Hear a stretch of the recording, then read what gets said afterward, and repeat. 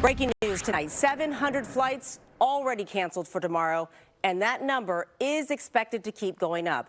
And that is because of the FAA's order to reduce air traffic. Those who travel will see that we've had more delays. We've had more cancellations. We do not want to see disruptions at the FAA or here at DOT. We don't want that. But our number one priority is to make sure when you travel safely. The Secretary of Transportation ordering the reductions and airlines cutting service because of this ongoing government shutdown.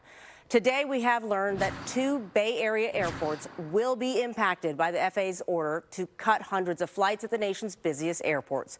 Those airports are SFO and Oakland San Francisco International Airport. Now, the FAA announced yesterday that it's calling on all airlines to cut 10% of their flights at 40 airports across the country.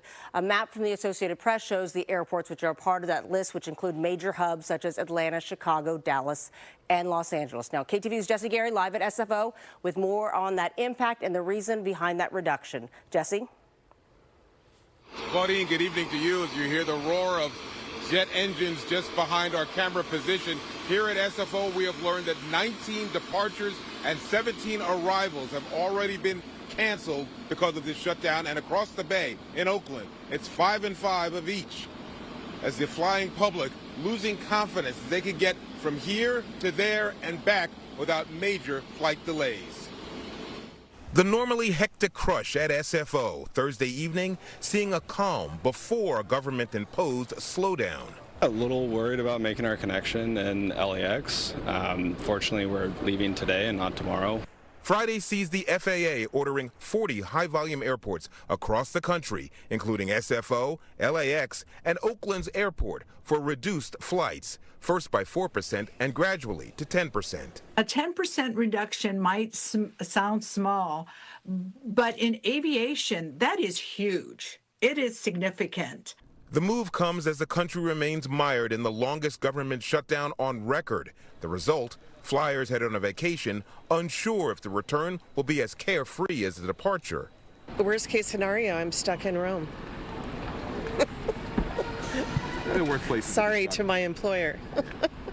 No, I'm hoping that's not the case. In an email, the FAA says there have been increased staffing shortages across the system. When that happens, the FAA slows air traffic into some airports to ensure safe operations. Thousands of passengers, crews, and cargo movements suddenly displaced.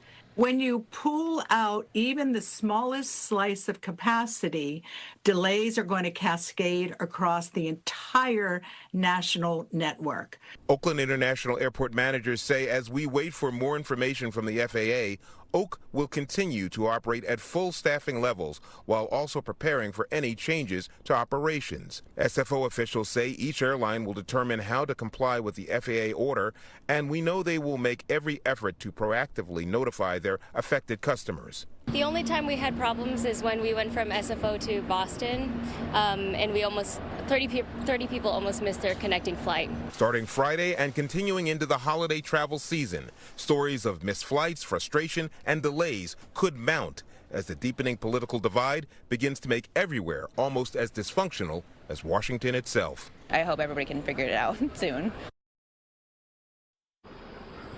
Best advice if you are traveling by air, call your carrier, or even better, download their mobile app and just keep checking your phone before you head to the airport to see if your flight is on time, delayed, or canceled. We'll end with this. Oakland, San Francisco on the list, San Jose not on the list. You can always fly out of the South Bay. We're live at SFO this evening. Jesse Gary, KTVU, Fox 10 News. Claudine, back across the bay to you in Oakland.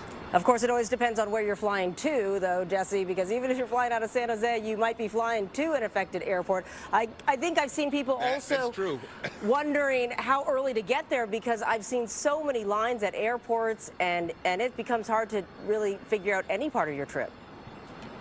Can you really get there too early? I mean, the worst that happens is you have to sit and wait, as opposed to, you miss your flight. So I don't know if you can actually get there too early. But that is true. I mean, we can only handle one half of the equation here in the Bay. So, I mean, we can only handle what we're doing. And, if you fly through San Jose, I'm just saying. Yes, do what you can and try to be patient. All right, thanks, Jesse. Well, the uncertainty about flights could mean even more drivers on the road this Thanksgiving and beyond. The